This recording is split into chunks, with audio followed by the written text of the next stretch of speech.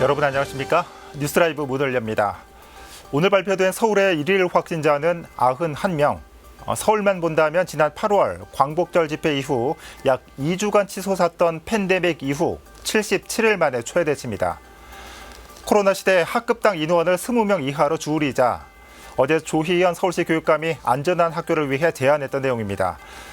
내일부터 1.5단계로 격상되지만 수도권 등교 일수나 학사 일정은 당분간 크게 달라지진 않을 전망입니다. 11월 18일 뉴스라이브 지금부터 시작합니다. 오늘의 헤드라인입니다. 거리두기 1.5단계가 내일부터 적용됩니다. 식당과 카페, 스포츠 관람과 종교시설 등의 인원 제한이 시작됩니다. 내년도 예산을 주민들이 투표를 통해 선정하는 자리가 노원구에서 마련됐습니다. 주민들은 구청장에게 선정된 정책 이행을 요구할 계획입니다.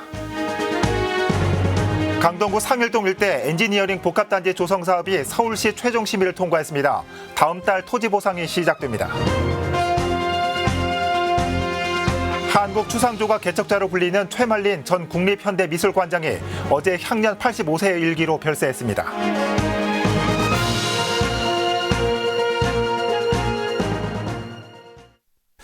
가을비가 내리며 미세먼지는 잠시 물러났지만 코로나는 오히려 더 기승을 부리고 있습니다.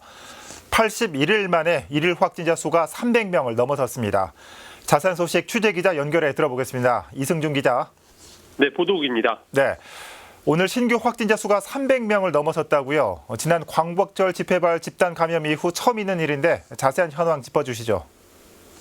네, 오늘 오전 0시 기준 전국 코로나19 신규 확진자는 어제보다 313명이 늘어 모두 29,311명으로 집계됐습니다. 해외 입국 사례가 68명이고 지역 발생은 245명입니다. 나흘째 200명대를 기록하며 증가세를 보이던 확진자 수가 결국 300명대를 넘어섰습니다. 지난 8월 29일 323명을 기록한 뒤 81일 만입니다. 수도권의 사회적 거리두기 단계가 19일 0시부터 1.5단계로 상향되는데요. 확진자 수가 300명을 넘어서면서 2단계로 올라갈 가능성이 높아졌습니다. 지금 얘기한 대로 거리두기 2단계로 다시 시작될 수도 있다는 건데 어떤 경우에 상향됩니까? 거리두기 단계를 구분하는 핵심 지표는 일주일 평균 신규 확진자입니다. 거리두기 2단계는 세 가지 기준 중 하나를 충족할 때 적용되는데요.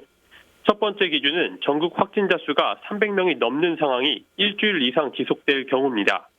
일단 오늘 300명을 기록했기 때문에 이 상황이 남은 6일 동안 이어진다면 거리두기 단계가 올라갑니다. 나머지 기준은 1.5단계 시행 이후 수도권 1일 확진자가 일주일 동안 100명 이상을 기록하는 경우나 2개 이상 권역에서 일주일 동안 100명 이상 신규 확진자가 발생하는 경우입니다. 바로 어제만 해도 서울의 확진자 수는 90명을 기록했죠. 오늘은 91명이 나왔습니다. 지난 8월 광복절 집회 이후 연이어 최대치를 갱신하고 있는데요. 최근 수도권을 중심으로 증가세가 심상치 않기 때문에 언제든지 거리두기 2단계로 상향될 수 있음을 염두하고 있어야겠습니다. 지금까지 보도국에서 코로나19 소식 전해드렸습니다. 네, 이승준 기자 수고했습니다. 코로나19 발생 상황 살펴봤습니다. 한편 수도권의 코로나 일일 발생자는 5일 이상 100명을 넘어가면서 사회적 거리두기가 1.5단계로 격상됐습니다. 내일부터 적용되는데 기본적인 마스크 착용 수칙에 더해 각종 시설들의 방역이 강화되고 일부 이용도 제한됩니다. 거리두기 1.5단계로 달라지는 점 살펴봅니다. 수도권 일일 확진자는 지난 5일 평균 122명, 거리두기 1.5단계 격상 기준인 100명을 훌쩍 뛰어넘었습니다. 정부는 17일 수도권 사회적 거리두기를 1.5단계로 격상했습니다. 적용 시점은 19일 0시부터로 강원권은 일단 추이를 살펴보기로 했습니다. 사회적 거리두기가 1.5단계로 상향되는 시점부터는 한층 강화된 방역 조치가 적용됩니다. 클럽과 노래 연습장, 식당과 카페 등 중점 관리 시설은 시설 면적 4제곱미터당 1명으로 이용이 제한됩니다. 클럽 등 유흥시설에서 춤추는 행위와 노래방 음식 섭취도 제한됩니다. 일반 관리시설로 적용되는 극장이나 학원, PC방, 결혼 장례식장, 실내 체육시설 등도 인원 제한과 좌석 간 거리두기가 시행됩니다. 결혼식장은 당장 이번 주말부터 시설 면적 4제곱미터당 1명 인원 제한이 시작되고 학원과 임의용 업종은 좌석 한 칸 띄우기를 하면 특별한 인원 제한은 없습니다. 종교 활동과 스포츠 경기 관중도 전체 수용 인원의 30%로 줄어드는데 프로야구 한국 시리즈는 20일 열리는 3차전부터 이 룰이 적용됩니다. 등교 수업은 1단계에서는 3분의 2 이하에서 학교별 여건에 따라 조정했지만 1.5단계부터는 무조건 3분의 2를 준수해야 합니다. 딜라이브 서울 경기 케이블 TV 박용입니다.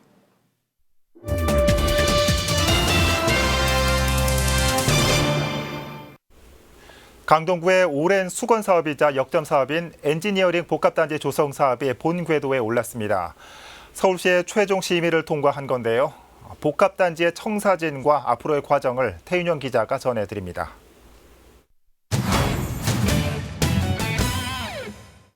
강동 엔지니어링 복합단지가 사업 추진 10여 년 만에 본 궤도에 안착했습니다. 지난 2011년 사업 추진 이후 그린벨트 해제와 거듭된 유관기관 심의 과정 끝에 지난달에서야 서울시의 최종 심의를 통과한 겁니다. 사업 시행은 SH공사가 맡고 다음 달 토지 보상을 시작으로 기반 조성 공사와 용지 분양 등이 진행됩니다. 빠르면 내년 말 착공에 들어갑니다. 엔지니어링 복합단지는 강동구 상일동 404번지 일대 7만 8천여 제곱미터 부지에 들어섭니다. 완공은 오는 2023년 하반기가 될 전망입니다. 강동구는 인근 첨단 업무단지와 고덕 비지밸리와의 시너지로 경제벨트를 구축할 수 있는 만큼 상당한 경제 유발 효과와 일자리 창출을 기대하고 있습니다. 엔지니어링에다가 IT를 접목한 디지털 엔지니어링 단지입니다. 인근의 고덕 비지밸리라든지 또 첨단 업무단지와 함께 엔지니어링 복합단지가 조성되면서 그 20조 원 이상의 경제 유발 효과 그리고 11만 명의 고용 창출 효과를 낼 것으로 보고 있고 현재 단지에는 금융 지원에 나설 엔지니어링 공제조합과 해외 판로 개척을 포함해 기술 지원에 힘쓸 한국 엔지니어링 협회에 입주가 확정된 상태입니다. 강동구는 앞으로 전문 인력 양성기관을 유치하는 등 엔지니어링 산업 인프라를 구축하는 한편 공공 창업 지원 시설도 조성해 산업단지를 활성화시킬 계획입니다. 딜라이브 서울 경기 케이블 TV 태윤영입니다. 내가 낸 세금이 쓰일 곳을 직접 정한다. 노원구에서 실제로 일어나고 있는 일인데요. 내년도 예산 편성을 앞두고 주민들 스스로 세금이 어디에 쓰일지 투표로 정해 눈길을 끌고 있습니다. 이승준 기자의 보도입니다. 코로나 시대 팍팍해진 삶 속에 주민들 스스로 위기를 극복하고자 투표에 나섰습니다. 내년도 예산안에 주민들이 직접 선정한 정책을 반영하자는 취지입니다. 그 결과 10,000명이 넘는 주민이 참여해 5가지 정책이 뽑혔습니다. 그중 가장 많은 표를 얻은 세금 페이백은 전년도 남은 세금을 다음해 1월에 다시 주민들에게 돌려줘야 한다는 정책입니다. 세금을 어디다 쓸지 노원주민투표 지휘를 모았습니다. 노원주민투표는 17,547명의 노원주민들의 절박한 반영된 투표입니다. 현재 조직위는 주민들의 뜻이 담긴 5가지 정책을 구청에 제출했습니다. 하지만 의회에 심사될 내년 예산안엔 아직 포함되지 못했습니다. 또한 구청에선 제한된 정책 중 경비실 에어컨 설치 사업을 제외하곤 실현하기 어렵다는 답변을 내놨습니다. 이에 오는 주말 구청장과 만남을 통해 노원 주민투표 결과 이행을 요구할 예정입니다. 오승록 구청장님, 주민들의 절박한 마음을 무겁게 받아들이고 그 뜻을 이행하기 위하여 최대한 노력을 해주십시오. 노원주민대 조직위원회는 이 자리에서 오승록 구청장님께 공개적으로 제안드립니다. 한편 오는 24일엔 노원구의회 제264회 정례회가 열립니다. 이번 정례회에선 내년도 예산안이 심사될 예정입니다. 딜라이브 서울 경기 케이블 TV 이승준입니다. 마포구에는 320여 곳의 사회적 경제기업이 활동 중인데요. 서울시 자치구 가운데 두 번째로 많은 규모입니다. 구가 이들의 활동을 지원하기 위해 지난 2010년부터 박람회를 이어오고 있는데 올해는 코로나19 여파로 온 오프라인을 병행해서 열립니다. 자세한 내용을 김동훈 기자가 소개합니다. 사회적 기업과 협동조합, 마을기업 등 현재 마포구에서 활동 중인 사회적 경제기업은 320여 곳, 서울시 자치구 중 두 번째로 많은 규모로 구는 지난 2010년부터 민간과 공공, 사회적 경제 기업 간 상호 협력을 위한 사회적 경제 박람회를 마련하고 있습니다. 올해는 랜선 박람회 형식의 이른바 마포메이드가 열렸습니다. 마포에서 만들다라는 개념이고요. 마포에 있는 사회적 경제 있는 조직들이 마포를 만들어간다는 개념에서 마포메이드라고 얘기를 한 거거든요. 올해 같은 경우는 코로나 때문에 온라인으로 저희가 라이브 커머스 같은 느낌으로 이번 박람회엔 지역 내 30여 개 사회적 경제 주체와 구민이 함께 참여하는 프로그램들이 마련됐습니다. 우선 온라인 박람회는 마포메이드 누리집을 통해 사회적 경제 기업 홍보와 생산품의 전시와 판매, 해시태그 이벤트 등이 준비됐습니다.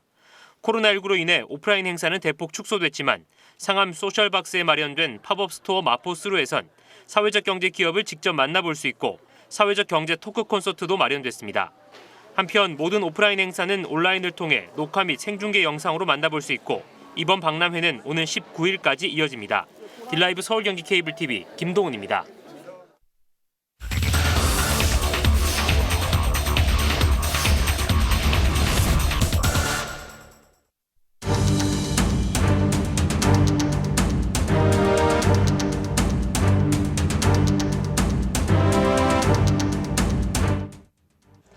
고기와 생선 같은 신선식품을 주문했을 때 딸려오는 아이스팩.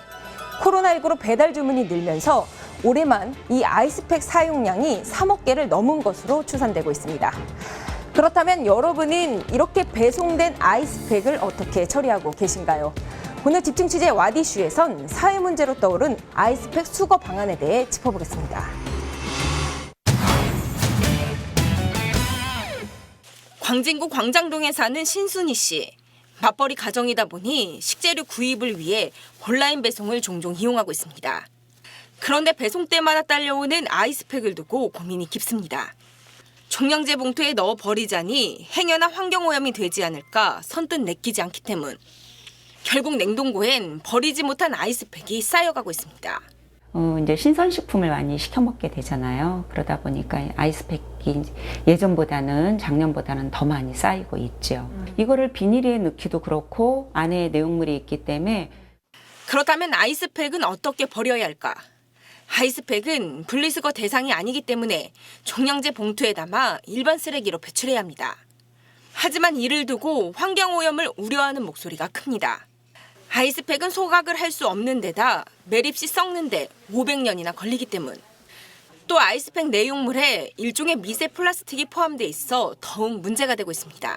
하천이나 바다로 흘러들어가게 되면 이 미세 플라스틱은 실제 녹거나 수거가 되지 않기 때문에 해양 생물들이 먹이로 오인하게 되고 미세 플라스틱을 먹은 해양 생물들을 우리가 또 섭취하는 경우들도 있잖아요. 그렇기 때문에 인간의 식탁에까지 이어진다라고 볼 수 있습니다. 쓰레기 수거를 책임지고 있는 지자체의 고민도 깊습니다. 코로나19와 맞물려 아이스팩 사용량이 폭발적으로 증가한 만큼 특단의 대처가 필요한 상황. 강동구와 성동구 등 일부 자치구는 아이스팩 수거함을 통해 답을 찾고 있습니다. 각 동마다 수거함을 설치하고 수거된 아이스팩을 세척하고 소독해 관내 시장과 점포에 무료로 공급하기 시작한 겁니다. 아이스팩은 최대 7번까지 재사용이 가능하기 때문입니다. 지난해부터 수거함을 운영했던 강동구의 경우 지금까지 수거된 아이스팩 중 12만 5천 개를 재사용한 것으로 나타났습니다. 최근엔 아이스팩 수거량을 파악하고 주문까지 할 수 있는 스마트 플랫폼까지 개발한 상태입니다. 시민단체가 이제 선별을 하고 있는데 이게 수기로 하다 보니까 저희하고 이게 안 맞더라고요. 수량도 잘 안 맞고 사람마다 방식이 다 틀려가지고 저희가 스마트 어플을 개발을 했어요. 만약에 명리시장에서 500개 필요하다면은 제가 컴퓨터나 핸드폰에 다 떠요. 그러면 제가 그걸 소독 업체에다 해서 그쪽으로 배송하는 거죠. 500개를. 이처럼 아이스팩 재사용에 대한 사회적 관심이 커지고 있지만 문제는 상당수의 자치구에서 이렇다 할 대책을 내놓지 못하고 있다는 겁니다. 서울의 25개 자치구 중 수거함을 운영하고 있는 곳은 단 7곳. 그렇다면 왜 아이스팩 수거함을 설치하지 않았을까? 먼저 수거함을 관리하는 데 드는 비용이 새로운 아이스팩을 구입하는 비용보다 많이 든다는 것. 또 수거된 아이스팩을 제공할 공급처 확보가 어렵다는 게 가장 큰 이유입니다. 수거 배부하는 비용이 한 개당 500원 정도가 들어요. 저희가 아이스팩을 하면은 되고, 저희는 실수만 있으면은 요구하시는 게 많아서 하고 싶은데 그렇지가 못해서 저희도 장기 검토하자는 방향이에요. 하지만 이를 두고 일각에서 환경 문제인 만큼 지자체의 의지가 중요하다고 지적합니다. 환경이 어떻게 되는지를 생각은 안 하고 단지 그 비용만 생각을 하는 건 잘못되지 않았나 하는 생각이 들고요. 구청 차원에서도 이제 일자리 창출 부분에서 조금 더 고민을 해서 실제로 아이스팩 처리 문제에 남다른 행보를 보이고 있는 곳이 있습니다. 지난달부터 아이스팩 수거 보상제를 실시하고 있는 남양주시. 동주민센터에 아이스팩 5개를 모아오면 종량제 봉투 1장으로 바꿔주고 있습니다. 처치 곤란이었던 아이스팩을 챙겨 나온 주민들의 발길이 끊이지 않습니다.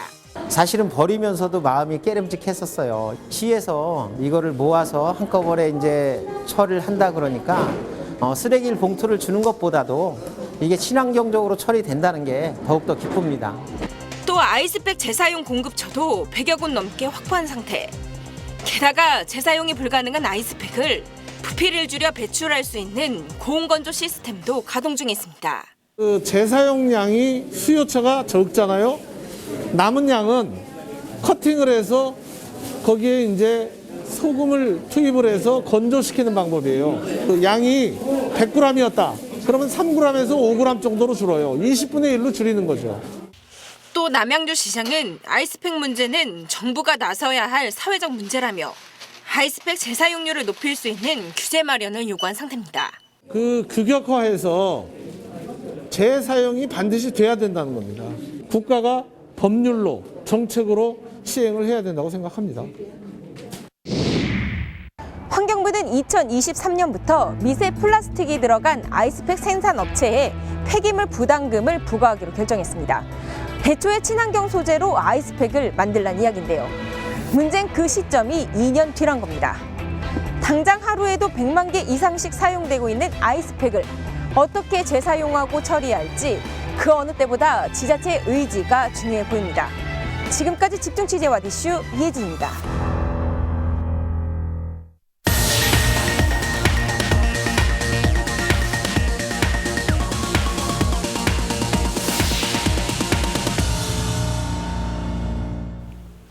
우리나라 추상조각 1세대인 최말린 조각가가 어제 오전 별세했습니다. 고인은 동양 철학의 속성을 추상 형태로 담은 작품을 발표해 한국 추상조각의 개척자로 평가받고 있는데요. 추상조각에 큰 별이 졌습니다. 박선화 기자의 보도입니다.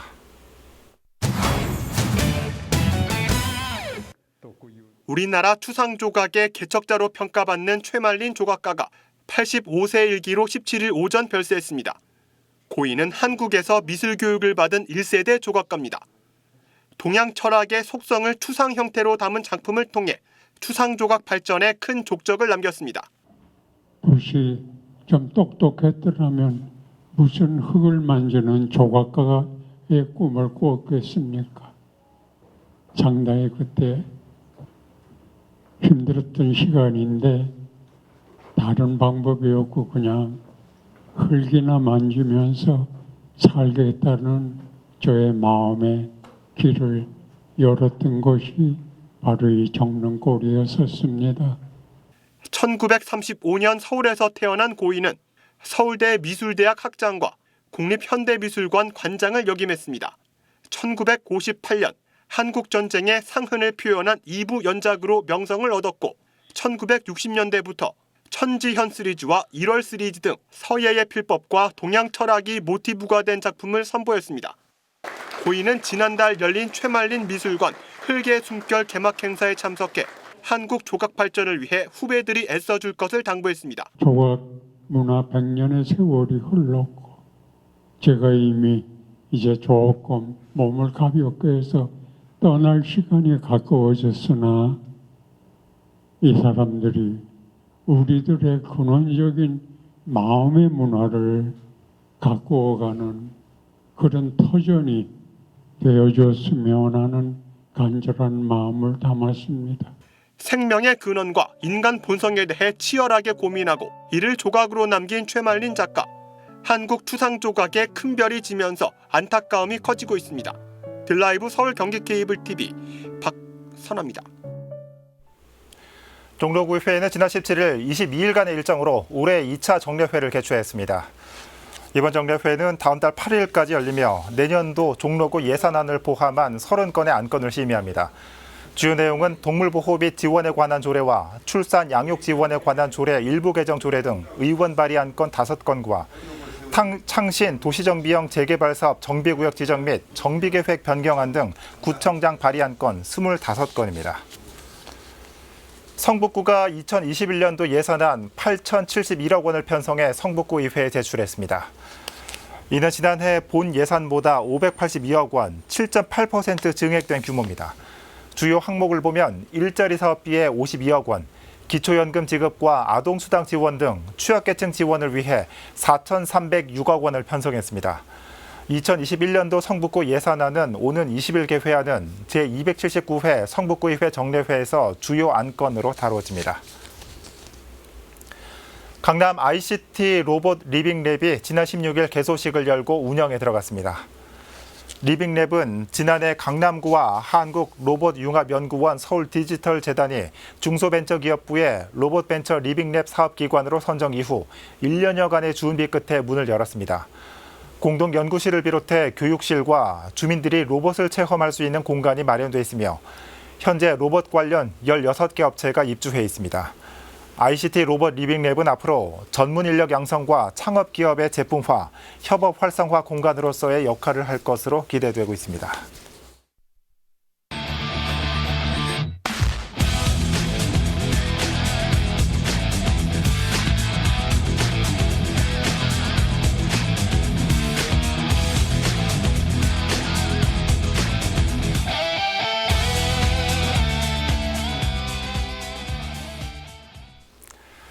서울학교 비정규직연대회의가 내일과 모레 이틀간 파업을 확정하면서 초등학교 일부 돌봄과 급식에 차질이 예상됩니다.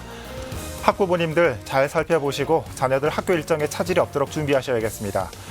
오늘은 종일 비가 내리겠고 내일은 다소 많은 비가 내리겠습니다. 뉴스라이브 마칩니다. 시청해 주셔서 고맙습니다.